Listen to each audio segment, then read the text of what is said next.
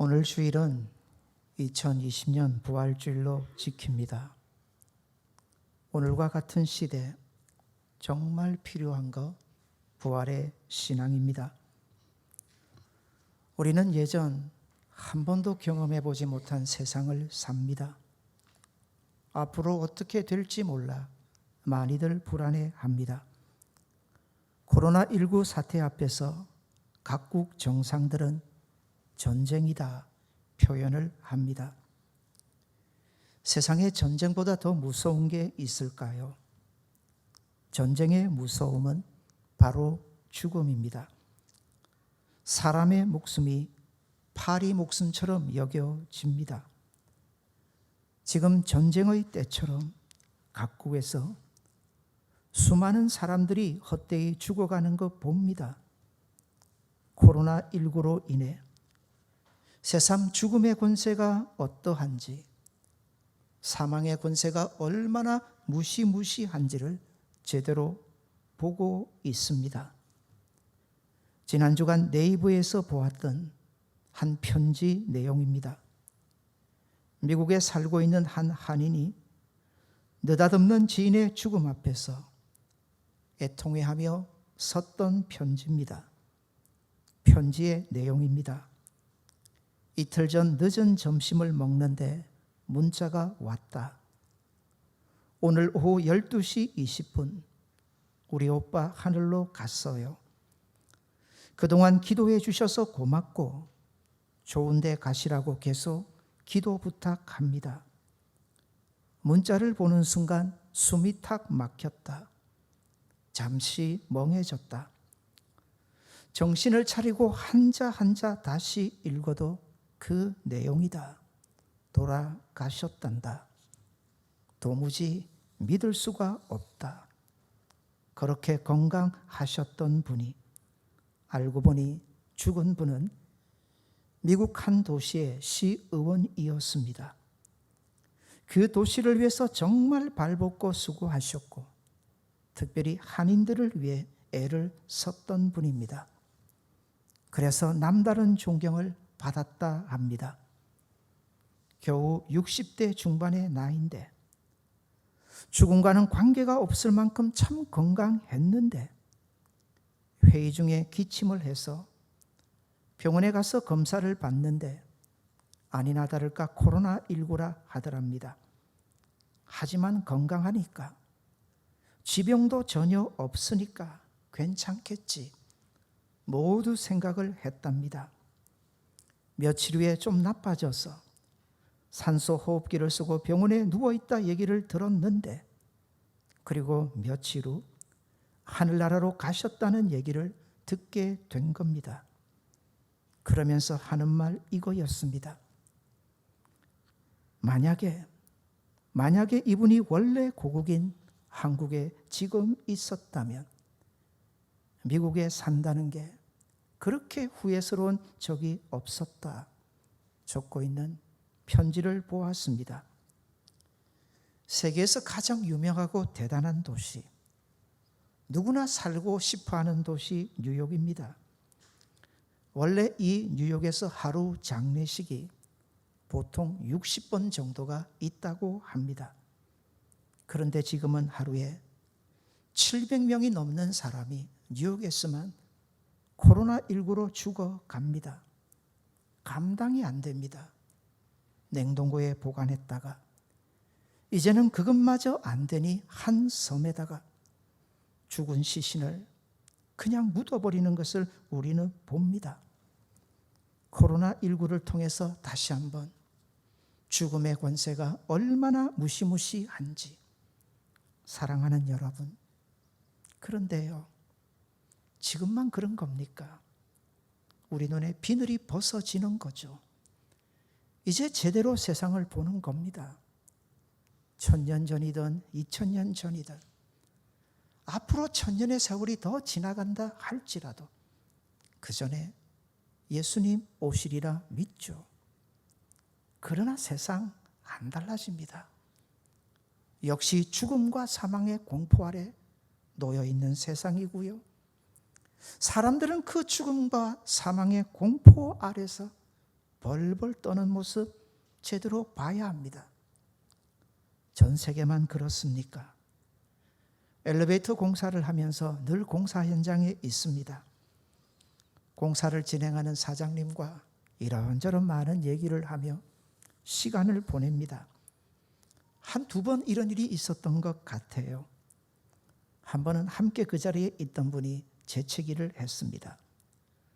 사장님이 깜짝 놀라면서 잠깐 벗었던 마스크를 다시 쓰고요. 인상을 쓰시더라고요.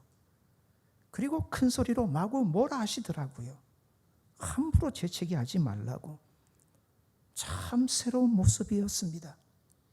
언제 우리가 남이 기침을 한다, 남이 재채기를 한다고 해서 그게 이상했던 적이 있었던가요? 그게 그렇게 무서웠던 적이 있었던가요? 그런데 지금 그렇습니다.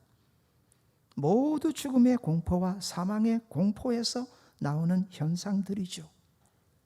이런 시대, 그런 모습들을 보면서 묻게 됩니다.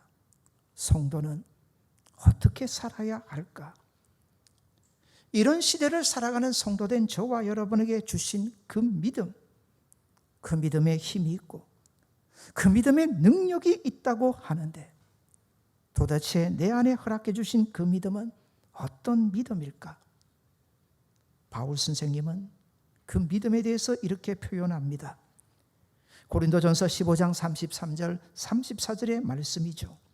사망아, 너의 승리가 어디 있느냐? 사망아, 내가 쏘는 것이 어디 있느냐? 우리 주 예수 그리스도로 말미암아 우리에게 이김을 주시는, 승리를 주시는 하나님께 내가 오히려 감사한다. 세상만 보면요, 죽음이 이기는 것 같죠. 사망이 이기는 것 같죠. 그러나 부활하신 예수님을 봅시다. 똑똑히 봅시다. 그 사망과 죽음의 권세를 깨뜨리시고 이기신 예수님 보면 사망이 아닙니다. 죽음이 아닙니다. 승리는 예수님 안에 있는 저와 여러분에게 있는 줄 믿습니다. 장례식장에 가면 꼭 하게 되는 말이 있습니다. 불교의 장례식은 초상집 같고, 유교의 장례식은 제사집 같고, 기독교의 장례식은 진짜 잔치집 같다. 사랑하는 사람 죽었습니다. 세상에서 가장 큰 슬픔이죠. 그게 사랑하는 사람의 죽음입니다. 그런데 그 모진 고통, 슬픔을 이겨냅니다. 오히려 평안해하고, 오히려 더 담대하고, 오히려 더 노래하고, 오히려 더 소망하며, 오히려 찬송을 부릅니다. 세상의 시각으로 어찌 이해를 하겠어요? 희한하죠. 정말 희한한 일입니다. 그렇죠. 우리 안에 주신 부활의 신앙을 세상이 도대체 어떻게 이해를 하겠어요? 예수님 말씀하셨습니다. 예수께서 이르시되 나는 부활이요 생명이니 나를 믿는 자는 죽어도 살겠고, 믿으십니까? 무릇 살아서 나를 믿는 자는 영원히 죽지 아니하리니 이것을 내가 믿느냐, 믿으십니까? 바로 이 믿음이죠. 바로 이 믿음입니다.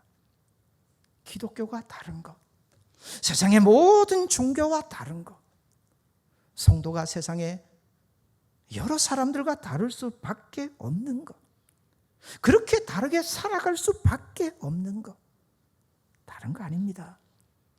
여전히 세상은 죽음의 공포와 사망의 공포 아래 지배되고 있지만은 우리는 그거를 깨트려 버릴 수 있는 부활의 신앙을 가지고 삽니다. 그래서 오히려 세상 앞에서 더 당당하고 담대할 수 있는 거죠. 기적 중에 기적이 무엇인 줄 아십니까? 그건 교회입니다. 2000년 교회 역사, 그 엄청난 핍박 속에, 그 무시무시한 환난 속에서 교회가 오늘까지 어떻게 존재할 수 있었을까요? 세상의 종교는요, 크게 두 가지로 분리가 됩니다. 불교와 기독교입니다. 상징하는 거 보셨습니까? 기독교의 상징은 십자가입니다. 끝이 끊기지 않습니다. 불교의 상징은요, 만자입니다. 꺾입니다. 쉽게 꺾입니다. 쉽게 변화됩니다. 쉽게 동화됩니다. 쉽게 흡수됩니다. 쉽게 받아들입니다. 기독교의 신앙은 다릅니다. 오직 한 분입니다. 오직 한 분입니다. 우리의 유일한 구원자 누구십니까? 예수님 뿐이신 줄 믿습니다. 죽음과 사망의 권세 아래서 우리를 건져내고 건져내실 수 있는 분 오직 한 분. 사망과 죽음의 권세를 깨뜨리시고 부활하신 예수님 뿐이신 줄 믿습니다. 교회 역사를 생각해 봅니다. 초대교회 수많은 성도들이 믿음 지키다 원형 경기장에 끌려갑니다. 굶주린 사람들이 으르렁거립니다. 믿음만 포기하면 살아날 수 있습니다. 거기에 한 어린아이가 있습니다. 무섭죠. 얼마나 무시무시할까요? 겁에 질려있는 아이의 손을 옆에 함께하는 엄마가 붙잡습니다. 얘야 괜찮다. 얘야 괜찮다. 잠깐이다. 잠깐이다. 우리 눈 감고 잠깐 눈 뜨면 저 천국에서 우리 이제 영원히 주님과 함께 살게 될 거다. 잠깐이다. 사랑하는 여러분, 어찌 그럴 수 있었을까요? 그 죽음의 현장, 그 사망의 공포 아래서 말입니다. 오직 하나뿐이었습니다. 부활신앙이죠. 그 신앙으로 세상을 이겨왔던 게 교회의 역사이고요. 우리 믿음의 선배들의 그 믿음이었던 것을 돌아봅니다. 오늘과 같은 세상, 죽음의 권세가 지배하는 세상, 우리도 한번 부활신앙으로 일어나는 믿음의 사람들 되시기를 바랍니다. 오늘 본문에는 부활의 신앙을 제대로 체험했던 한 사람을 우리에게 소개해 줍니다. 나사로죠. 사실 이 요한복음 11장 12장의 내용은 나사로의 얘기입니다. 나사로 유명하죠. 나사로 하면 더불어 마리아, 마르다도 함께 생각해 보게 됩니다. 예수님 참 사랑하셨습니다. 그래서 예수님의 공생의 기록을 보면 예루살렘에 오르실 때마다 그 옆에 베단이라는 마을이 있는데 굳이 안 가셔도 돼요. 그런데 오르실 때마다 항상 이 마을에 가셔서 머물러 주셨습니다. 누가 보면 예루살렘에 올라가시는 이유가 마치 그렇게 사랑하셨던 나사로의 식구를 보러 가기 위함인 것처럼 보입니다. 사랑하셨습니다. 정말 사랑하셨습니다. 성경에 보면 예수님 그리 잘 울지는 않으셨어요. 유대인 남자들도 한국인 남자들처럼 울면 좀 그랬던 것 같아요. 나중에 보면 예수님 나사로의 무덤을 찾고 우시거든요.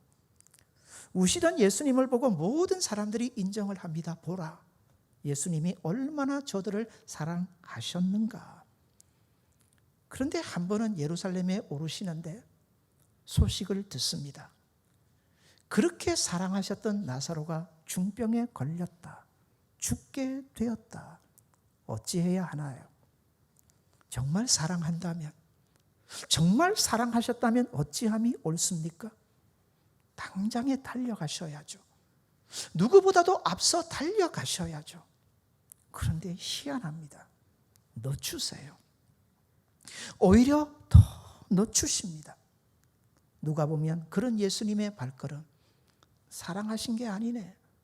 전혀 사랑하지 않으셨네. 충분히 오해를 하실 수 있을 것 같습니다. 그런데 늦추십니다. 얼마나 늦추셨냐면 요한복음 11장에 나오는 기록에 보면 나사로가 죽고 나서 나흘이 되어서 도착하실 정도로 늦추셨습니다. 나흘, 중요한 시점이죠. 모든 세계의 장례 풍습이, 장례를 치르는 모습이 다 다릅니다. 우리나라만 해도 달라요. 한 번은 상주의 장례식을 갔다가 깜짝 놀랐습니다. 왜냐하면 저 위쪽에 장례식을 할 때는요, 예전에 매장할 때요, 상주를 가니까 이게 매장을 하기 전에 관 뚜껑을 열더라고요. 그리고 그 관에서 시신을 꺼내어서 그렇게 매장하는 모습을 처음 봤습니다. 얼마나 황당했던지 다 다릅니다. 장례를 치르는 세상의 모습이 다 다릅니다. 하나 공통적인 게 있습니다. 그게 뭐냐면 3일장입니다. 어떤 경우든 3일장입니다. 왜 3일장인 줄 아십니까? 그래야 인정이 됩니다. 이 사람이 완전히 죽었구나. 자, 예수님이 나흘 만에 찾아오셨다. 나사로 어찌 된 걸까요? 이제는 완전히 죽은 거예요.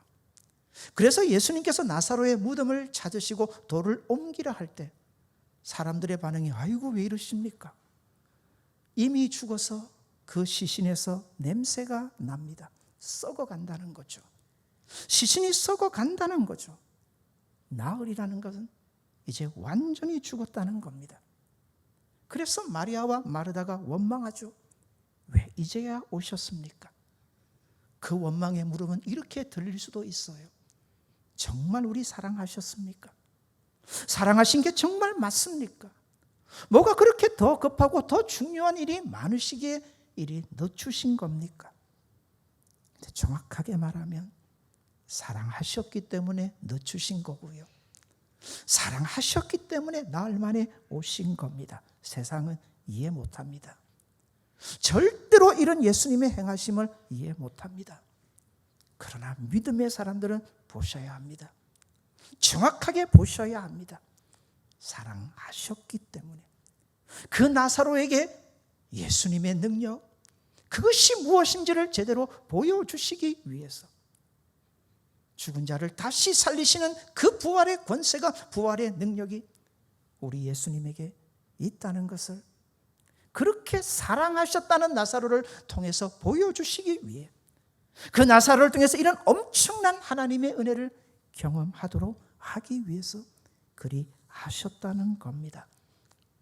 코로나19 앞에서 많은 사람들이 두려워하지만 성도들은 달라야 함을 저는 믿습니다. 앞으로도 더 어려워질 수 있다고 합니다. 그러나 이런 코로나19의 현상조차도 성도라면 십자가와 부활로 이해를 하셔야 합니다. 왜 나사로를 죽음에 이르게 하셨습니까? 세상의 시각으로 보면 그건 사랑일 수가 없습니다. 그러나 죽음의 권세까지도 깨트리고 다스릴 수 있는 예수님이시기에 그건 사랑이었습니다. 그건 사랑하셨기 때문이죠. 사랑하는 여러분, 오늘도 마찬가지입니다.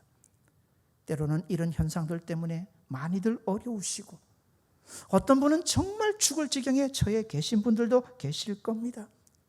그러나 십자가와 부활의 신앙으로 받아들이십시오.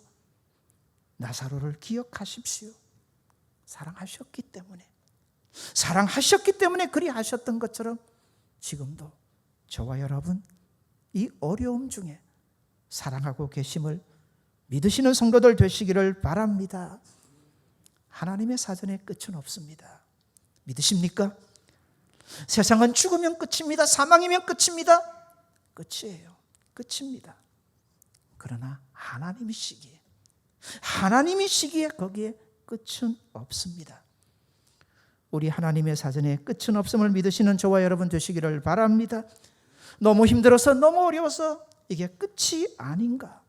그때 더 기대하십시오. 더 소망하십시오. 더 믿음으로 일어나십시오. 더 소망을 가지고 죽음과 사망의 권세를 깨트려 버리신 주님 바라보는, 믿음으로 바라보시는 저와 여러분 되시기를 바랍니다. 우연 없습니다. 우연 없어요. 우연히 코로나19요? 아니죠. 모든 것 하나님의 주권 아래에, 섭리 아래에 있는 겁니다. 때로는 심판인 것 같기도 하고요. 때로는 하나님이 우리를 치는 것 같지만 십자가와 부활의 신앙을 가지고 사는 저와 여러분에게는 사랑이에요. 사랑입니다. 분명히 더 보게 되고 체험하게 될 줄 믿습니다. 죽음과 사망의 권세를 깨뜨려 버리시는 그 주님의 부활의 능력을 체험할 수 있는 저와 여러분 되시기를 바랍니다. 돌아봅니다. 지난 주간이 종려주일이었습니다. 예수님께서 예루살렘에 들어가시기 위해서 말씀을 이루셔야 돼요. 언약하신 말씀에 의하면 예수님 뭘 타고 들어가셔야 됩니까? 원래는 말을 타고 들어가는데 사람들이, 성경은 나귀 새끼여야 함을 가르쳐 주세요. 그 말씀을 이루시기 위하여 제자들을 보냅니다. 한 마을로 가서 나귀 새끼를 끌고 와라. 그런데 재밌는 거, 나귀 새끼만 제자들이 끌고 왔을까요? 아니죠. 마태복음 21장을 보면 예수님께서 제자들에게 이렇게 명하셨어요. 가서 매인 나귀와 나귀 새끼를 끌고 와라. 뭐를요?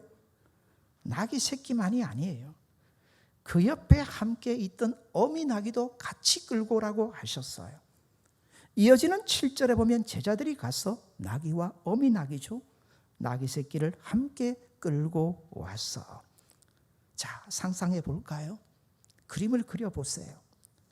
예수님께서 드디어 예루살렘 성에 입성하실 때 나귀 새끼를 타고 가세요. 그런데 그 옆에 무엇도 함께 가더라고요? 무엇도 함께 간다고요? 어미나귀도 함께 가는 거예요. 아무것도 태우지 않은 것처럼 보이는 어미나귀도 함께 가는 거죠. 예수님 왜 이렇게 하신 걸까요? 먼저는 나귀 새끼의 입장에서 생각해 봅시다. 이 나귀 새끼 처음이에요. 처음으로 사람을 태웠어요. 얼마나 황망했고 얼마나 힘들었을까요? 그런데 예수님만 태운 게 아니잖아요. 그 가는 길에 엄청난 일이 벌어져요. 모든 예루살렘 사람들이 다 쏟아져 나와서 자신들의 겉옷을 벗고요, 예수님 가시는 길에 깝니다. 아니면 종려 나무 가지를 꺾어서 깔아요. 그걸 흔들면서 호산나 다윗의 자손으로 오시는 이여 고래 고함을 칩니다. 예수님 태운 것만 해도 그런데 얼마나 황망했을까요? 얼마나 당황했을까요? 얼마나 두렵고 불안했을까요? 그런데 그런 나귀 새끼 괜찮아요. 괜찮아요. 옆에 누가 함께 하니까는요, 어미 나귀가 함께 했기 때문이죠. 그런 나귀 새끼까지도 돌아보셨다.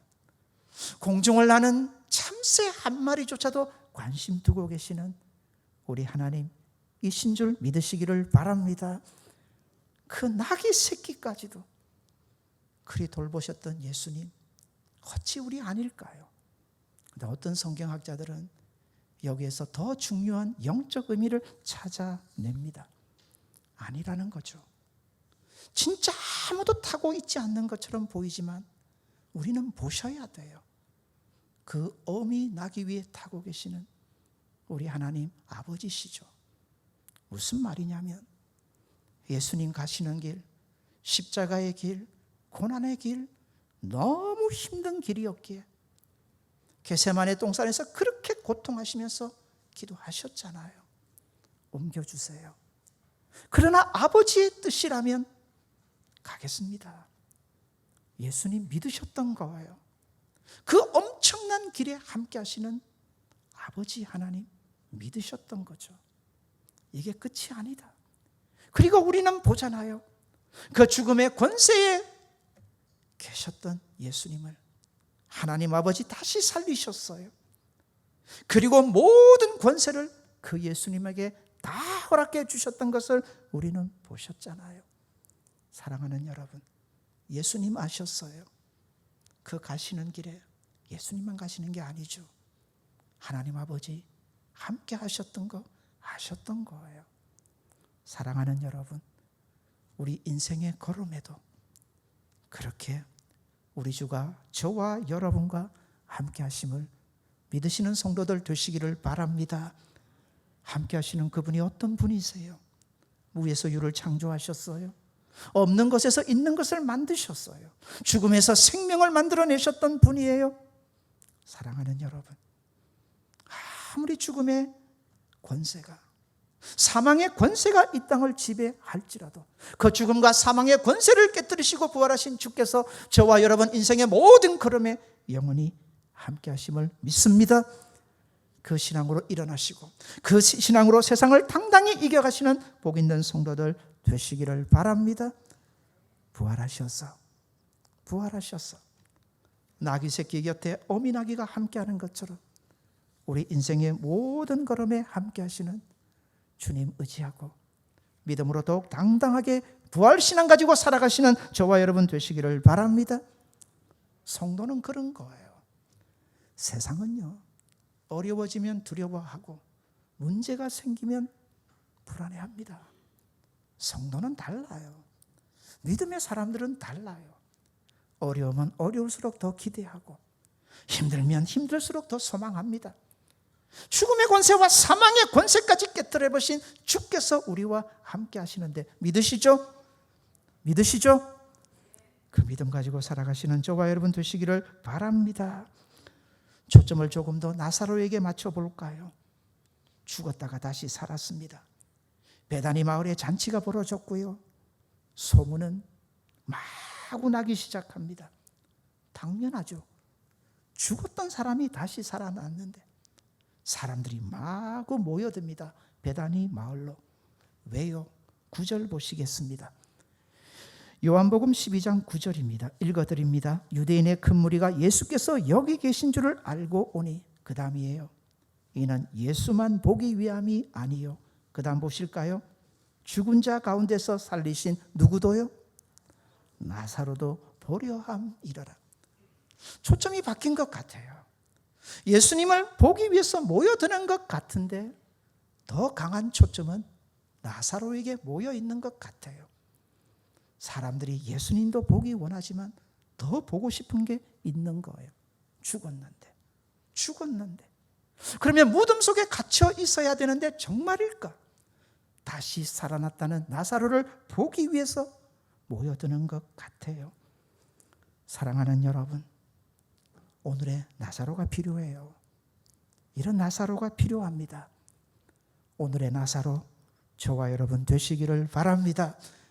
부활의 신앙을 가지고 그렇게 예수님을 전하고 전했던 나사로처럼 우리도 우리의 부활의 신앙이요 잠자는 자들의 첫 열매가 되셨던 예수님을 전하고 오늘을 살아가는 복 있는 성도들 되시기를 바랍니다.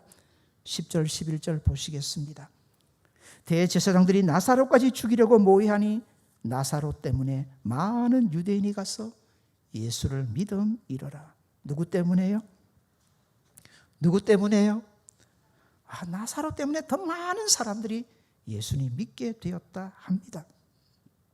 생각해 봅니다. 그래서 나사로 죽이려고 하는 거예요. 종교 지도자들이. 생각해 봐요. 나사로가 어땠을까요? 내가 나사로였다면 당시 어땠을까요? 왜 종교 지도자들이 나사로를 그렇게 죽이려고 했을까요? 단지 죽었다가 살아났어요? 아닐 거예요. 변화된 나사로의 모습이죠. 죽음의 권세까지 깨트리고 부활한 다시 산 나사로잖아요. 겁날 게 있겠어요? 두려울 게 있겠어요? 불안할 게 있겠어요? 변화된 거죠. 달라진 거죠. 완전히 세상 사람들과 바뀐 거죠. 그런 나사로의 모습을 볼 때, 변화된 모습을 볼 때 주변의 사람들 어찌 예수님 안 믿을 수 있겠어요? 성경을 보십시오. 부활의 신앙은요, 교회를 바꿉니다. 성도를 바꿉니다. 예수님 죽었다는 소식을 듣고 제일 슬퍼하는 사람이 마리아였잖아요. 제일 먼저 예수님 무덤으로 달려갑니다. 텅 빈 무덤이에요. 누가 예수님의 시신을 훔쳐갔나 슬퍼하는데 천사가 와서 예수님의 부활의 소식을 전해줍니다. 변하죠. 얼마나 기뻐하던가요. 얼마나 즐거워하던가요. 그리고 냅다 달려가서 그 소식을 제자들에게 전하려고 하지 않습니까?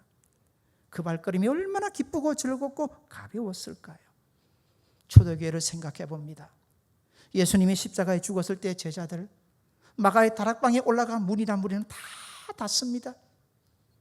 누가 자신들을 찾을까 봐, 누가 자신들을 해코지할까 봐 두려움에 벌벌 떱니다.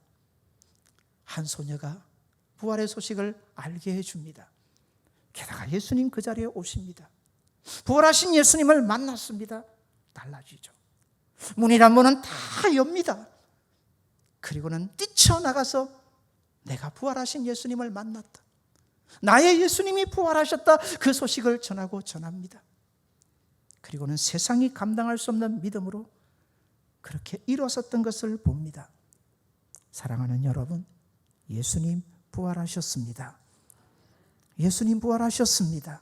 얼굴이 달라져야 돼요. 삶이 달라져야 돼요. 모든 게 바뀌어야 돼요.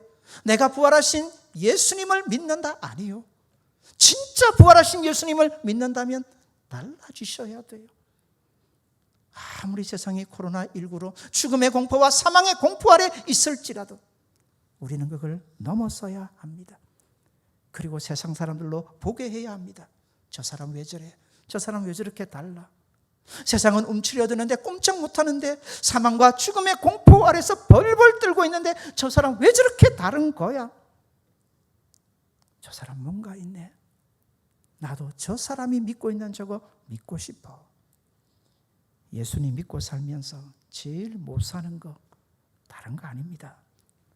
저 사람이 예수님 믿는 사람이라면 나 안 믿을란다. 아니죠. 아닙니다. 그건 아닙니다.